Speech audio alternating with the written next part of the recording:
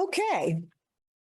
Without further ado, I will introduce our presenter, Margaret. Are you ready, Margaret? I am ready. Excellent. She's ready. Margaret is a wonderful person. I got to meet her today. Thank you for being here. She's a retired nurse practitioner and a grandmother who loves living near the Indian River Lagoon. She encourages a love for the lagoon and the animals that live in it through her wonderful children's books, the Lagoona Lands books. Margaret is a coastal shoreline restoration master naturalist through the University of Florida, and she's involved with the Brevard Zoo, planting mangroves and oyster beds near her home on Merritt Island. Her books, her stories are written to plant the seeds of conservation and restoration in the young reader. She's currently working with our local schools and Brevard County Natural Resources to accomplish that goal. So I will turn it over to Margaret. Thank you so much for being here. Thank you. I want to make sure that I give a special thank you to the MRC entire team, including Dr. Lisa Soto, Ken and Allison and Caitlin, and just the whole group that make this worth opportunity. I want to start out by saying that this is going to be a little bit lighter than maybe what you're used to seeing. Definitely, I don't have the PhDs after my name, but those PhDs had to start as a seed somewhere. And I'm hoping that I can have that contribution as you'll see what I try to do in my citizen science volunteer chances here. So if you're listening today, you are someone who is interested in the mission of the MRC.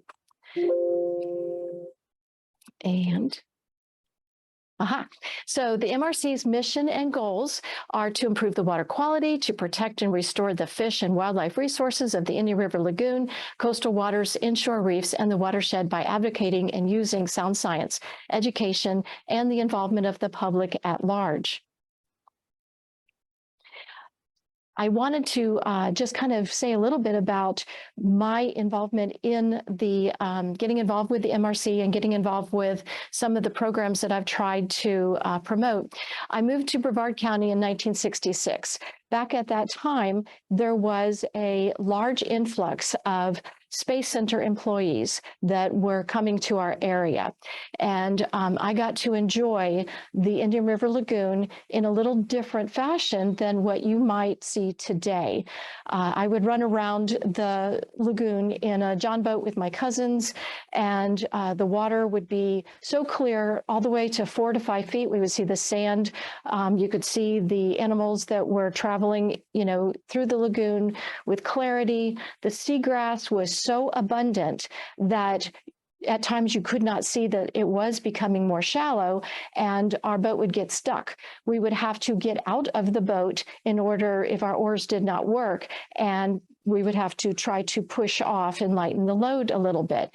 You had to worry, though, because you might step on the wildlife. There could be oysters that could, cut your feet that you didn't see. The stingrays and the horseshoe crabs were so abundant that they were just everywhere. You had to worry about stepping on them. So that was the lagoon that I grew up in. And sorry, I got to get this straight. Then time went on. I was more interested in my personal career and my family. And the only time I paid attention to looking at the lagoon was maybe traveling over one of the causeways and just saying, what a pretty view. I didn't really look at the lagoon as the animals that lived there and needed to thrive there. As time went on, I became involved in the zoo had a literature out saying, please come join, help us in planting mangroves and in getting oyster gardening projects initiated. And that sounded very interesting to me. So I did, and got to meet the Restore Our Shores people and invited them to come. And they did plant 14 mangroves right along our property. And cordgrass, and we were also permitted for oysters. Unfortunately, though, our water clarity wasn't good enough for the oysters to thrive. So the oysters that were intended for our area were placed down by Pineda. And the way that I look at it is, the quicker I can help those oysters march up the river, the quicker I'm going to get my oysters. So that is still something that I'm passionate about seeing happen. Through some of the networking and talking to people, I did come across a program that University of Florida is promoting, and it is there are several programs. The one that I chose was Coastal Shoreline Restoration Master Naturalist, and it's amazing just how much you will learn. There's several different programs, whether you wanted to be more inland or if you wanted to be, oceanside or coastal. And since my passion was more coastal, that's the one that I chose. So I have grandchildren, and sitting out, I would take a look at the animals, and I would be so interested in the diving pelican, the rolling dolphins. We started naming the animals. And with that, I have very inquisitive grandchildren. And with Google, we started looking them up, and then taking it maybe even a little bit more. I ended up putting together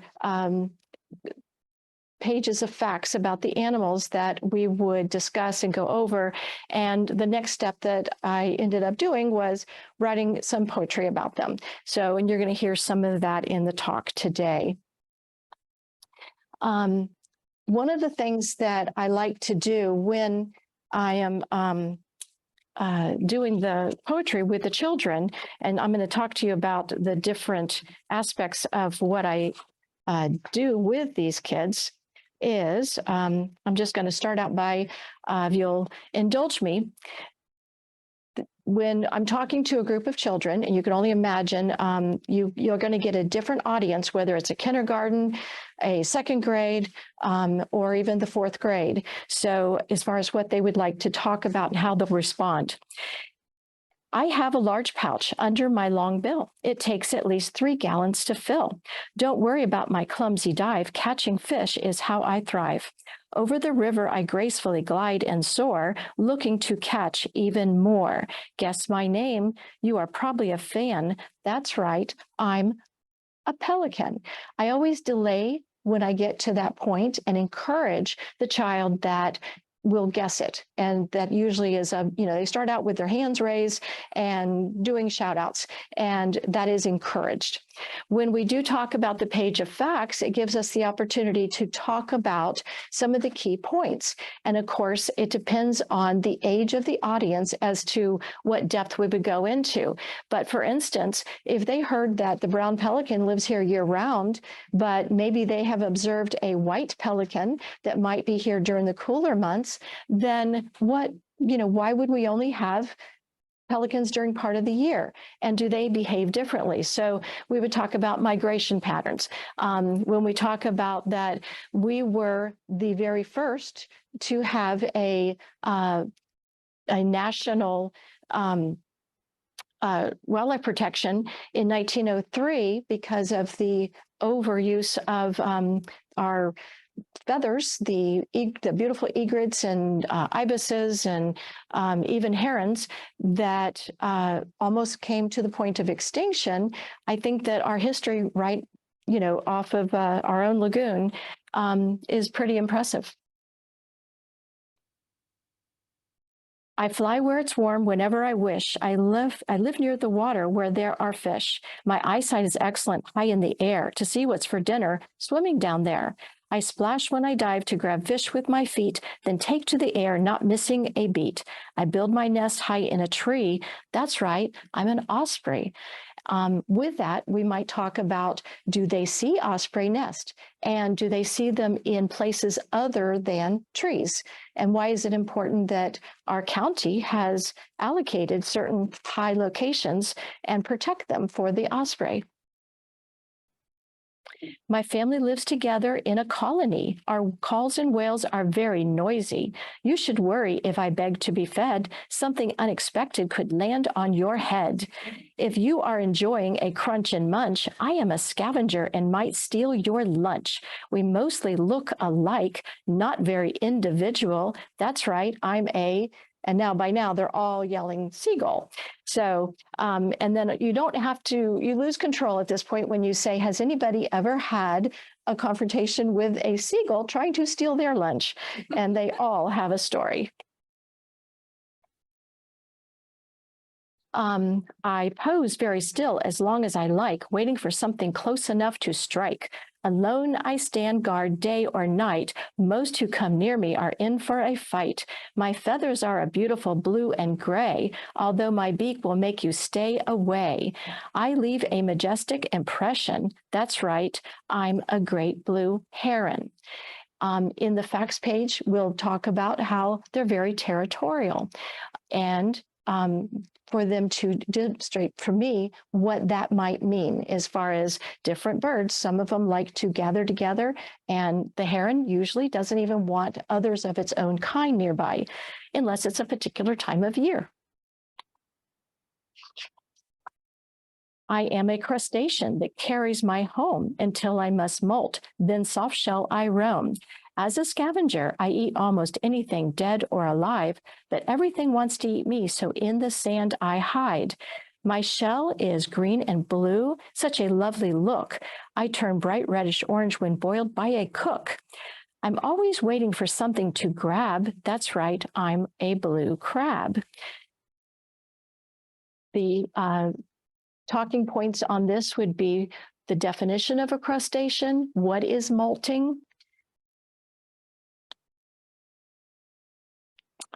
Don't call me a fish, I'm a lot like you. I am very smart and live with my family too.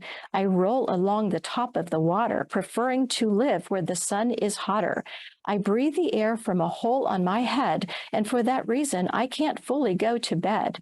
I swim with my friends, fast or slow, clicking while waiting for the return echo. You can tell by my elegant dorsal fin, that's right, I'm a bottlenose dolphin.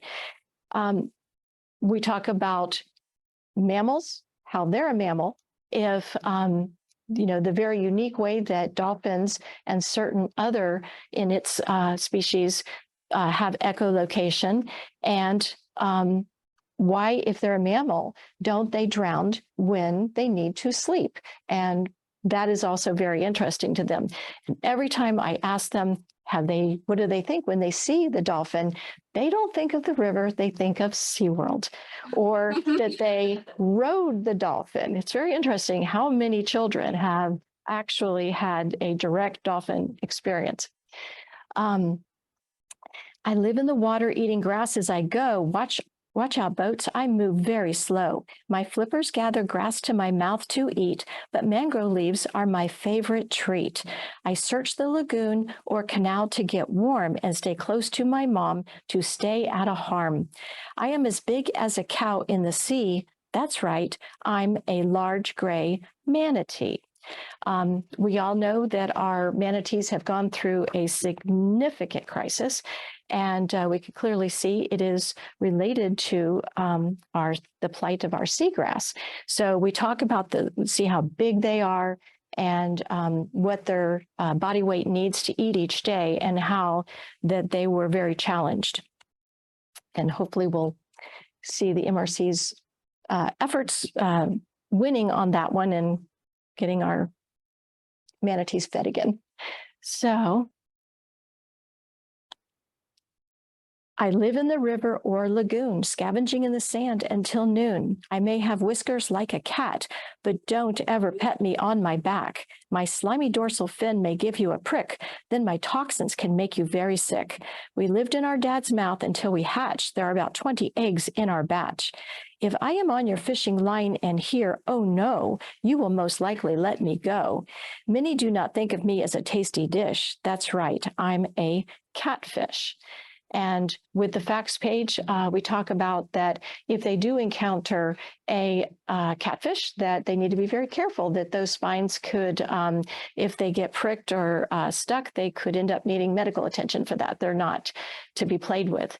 The other is a concept that even a lot of adults had not heard of, and that is the mouth brooder, where it actually encourages the propagation of the species when the male receives the fertilized eggs and they hold them in their mouth for many weeks, and they're not able to eat during that time. They'll lose weight, but that is the male's contribution to maintaining their species. I have a prehistoric shell that is unique, like a spider with my 10 eyes I seek. There is copper in my blood that makes it blue. I also carry special cells that can protect you. I lay my eggs on the shallow sand in June, especially when it is a full moon. If I flip over, do you mind? Handling me by my shell would be so kind. I am a source of food for birds that migrate, but when I grow bigger, I am not even good bait. I'm basically harmless with no meat to grab. That's right, I'm a horseshoe crab. And there's a couple key points. If there's going to be a favorite animal of mine, it's going to be the horseshoe crab. I just think it is the most awesome thing. The more that you learn about the horseshoe crab is just amazing. But one of the things is I think that some people are afraid of them and they really don't cause any harm. And when they're flipped over, you know, help them out. Just do it from the side so you don't hurt them. But a few of the key points is most every child has seen themselves bleed, and they know that they bleed red. And the horseshoe crab bleeds blue when it comes in contact with air. And to explain, depending on the age appropriateness, the difference between iron in our human blood, hemoglobin, and the copper that is in the horseshoe crab makes that difference. They also have a very unique ability that has been used in medicine for many, many years.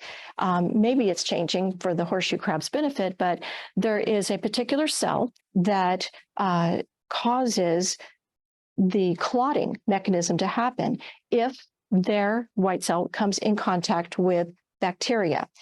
The bacteria should not be in vials of our, for instance, our vaccines. We just had, significant vaccine need that really pulled a lot of need coming from these nice little guys who donate and hopefully don't die in the process.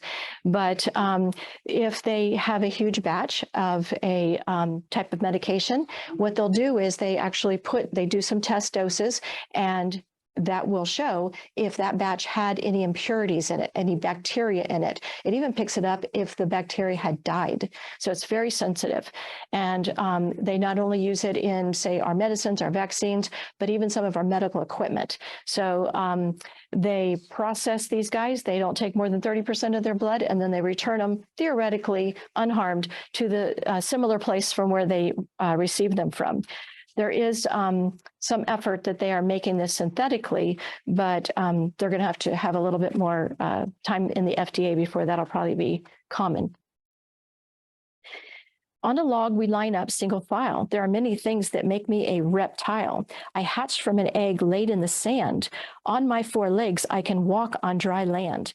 I prefer to keep my head above water. With my web feet, I can swim with no bother. I am cold-blooded, needing the sun. If you come near, I will quickly run. Saying diamondback terrapin is like a hurdle. That's right, I'm a turtle. Every child loves turtles. So we all have a big turtle story, and some of them unfortunately have too many at home. But with the, the facts page, we talk about basically defining a reptile and their special needs and their dietary habits. If my water is not clean, eating me may not be wise. But watch me swim in circles with others my own size. I feed on the bottom, sometime in the muck, but prefer algae and plants when I'm in luck. You may wonder why I jump for no reason at all. It helps me to breathe better while having a ball. Most prefer me as their bait and not served on their dinner plate. I'm easy to catch with a net, that's right. I'm a mullet. And a lot of times we think of mullet as being, just a kind of a junk fish or a bait fish, but worldwide, it's a food source. The spot on my tail, like an eye you see, might confuse a predator not to take a bite out of me. From top to bottom, my scales are dark red to white. They sparkle like silver when I swim in the light. So many recipes grill me to perfection. I'm so yummy, I need federal protection. I can live anywhere, whether it's cold or hot. It doesn't even matter if it's salty or not. I can crush an oyster into crumbs. You might hear me grinding, which sounds like drums. To catch me is most anglers' wish. That's right, I am a redfish. One of the things that I had a mom tell me is she was really glad she had never been able to identify redfish. And not that every redfish has that spot, or they could have more than one, but your eyes do now. You'll never not be able to recognize, if you didn't previously, when you see fish, you go, that's a redfish. So you'll know something.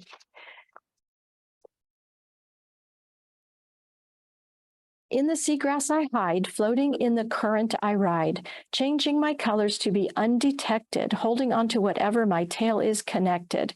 If food drifts by my snout from north to south, I will suck it right into my open mouth. We have the most romantic dance, twirling for hours in a trance. I have a distinctive long curved tail. I hold on to seagrass without fail. My beauty is unique, of course. That's right, I'm a seahorse. Seahorse has a lot of messages to teach.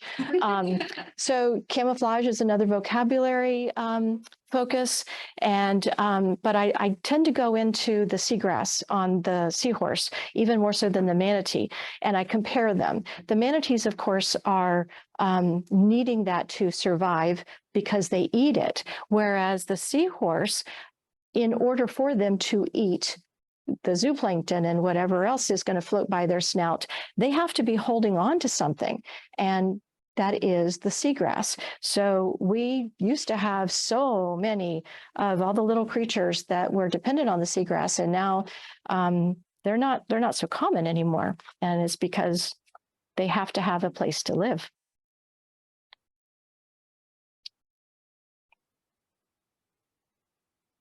All right. Aha, there we go. The lagoon. I looked in the lagoon and saw the image of me. I then looked deeper and saw fish swimming free.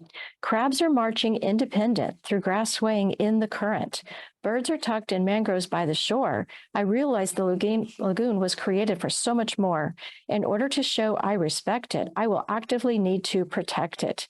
Now I look in the lagoon and see the person that I need to be. And at this point is where I usually ask the children, what kind of things do they see that they could do to make a difference in the lagoon? And they have a lot of interesting ideas on what they can do. And we get to explore those. But obviously, they may not be a child that's going to be out there packing oysters, or, doing things that are in the water. But can they pick up the plastic that fell out of the garbage can that's on the street road and make sure that it is put into the proper container? Because all of our roads will eventually blow or the runoff will go back to the lagoon, especially those that live nearby it.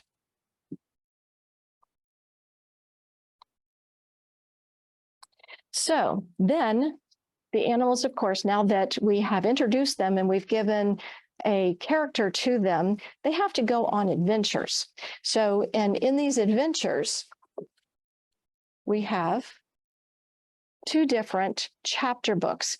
These are geared or written for a little bit older. The 2nd, 3rd, 4th, 5th graders would be more appropriate for these 2 different books. And even the younger ones, maybe the parent needs to go over it with them, but they still very much enjoy it. But as far as the reading skill is at the level of a little bit older.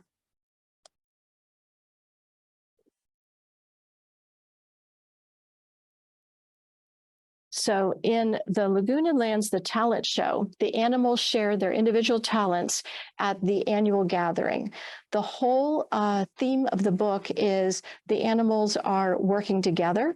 They are, it shows teamwork. It shows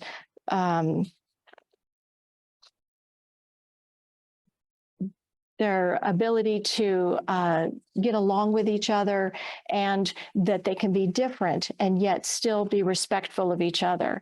The